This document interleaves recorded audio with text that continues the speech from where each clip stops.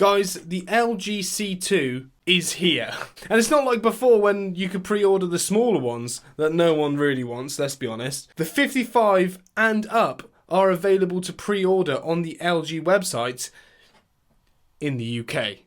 Sorry, my American friends. But what I'm going to do is I'm going to break down the prices that I have here. And I'm also going to go into some of the more detail that they've got on the website, because they've filled up the website with loads and loads and loads of details, which I will link to below so you can go see too.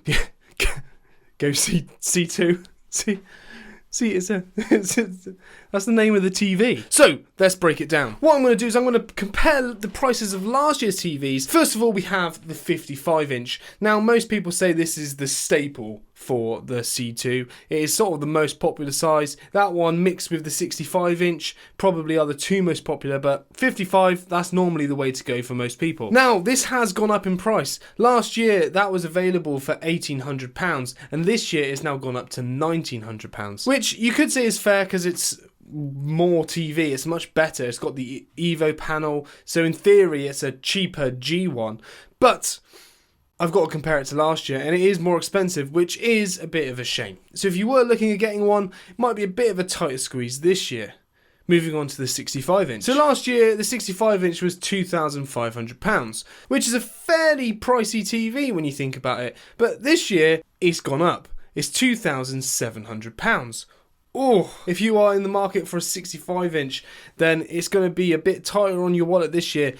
Could potentially go down later in the year. I say could potentially, it almost definitely will. But if you want to be an early adopter, you're going to have to pay that premium, and it is more this year. Now, this is where it gets very exciting. I predicted earlier in the year that the larger TVs could probably be cheaper this year, and that's because they're gaining popularity. Most people wouldn't go for them, primarily because they're so expensive, but people have started to buy more, and why not bring the price down if you're going to be selling more of them? And that's what LG have done. So the 77-inch C2, which last year was £4,500, this year is £3,500.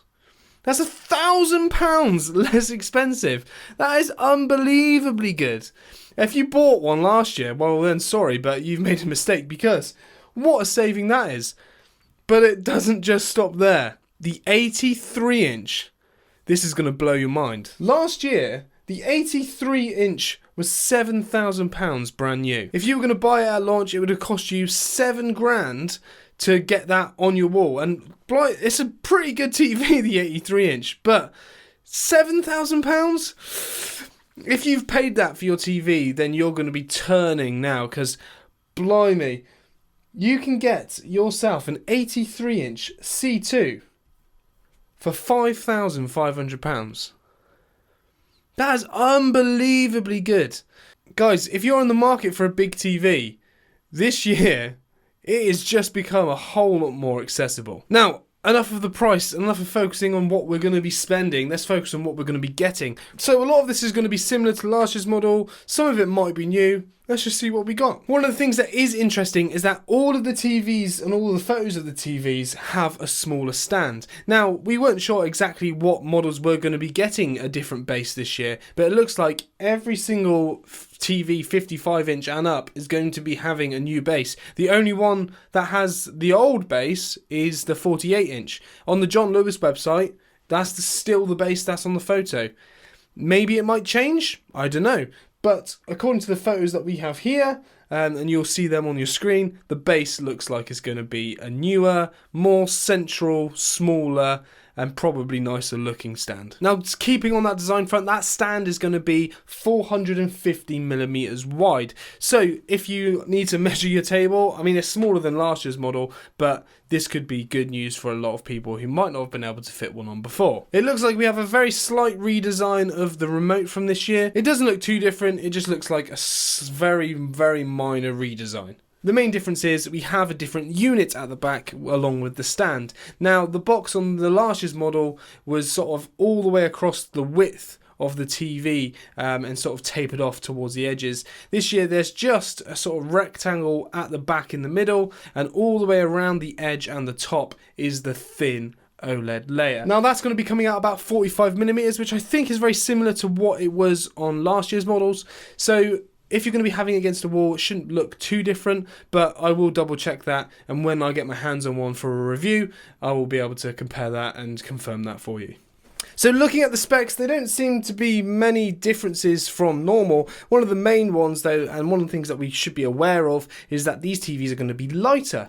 Now, comparing just the 55 inches of the two, you've got the 55-inch C1, which was about 19 kilograms. It was 18.9 kilograms.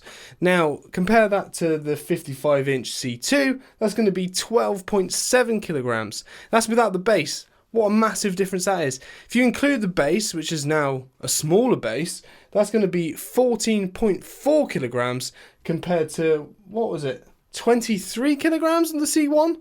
Man, this is going to save a lot of people's backs. So guys, we've got a slightly different design, we've got a much lighter weight, but we also have confirmation on exact prices in the UK. If you are in the US, it's not currently on their website now, but if you compare the UK prices and how they've changed, chances are the US prices are going to do something very similar. So guys, thank you very much for watching. I'll see you in the next one. Whoop!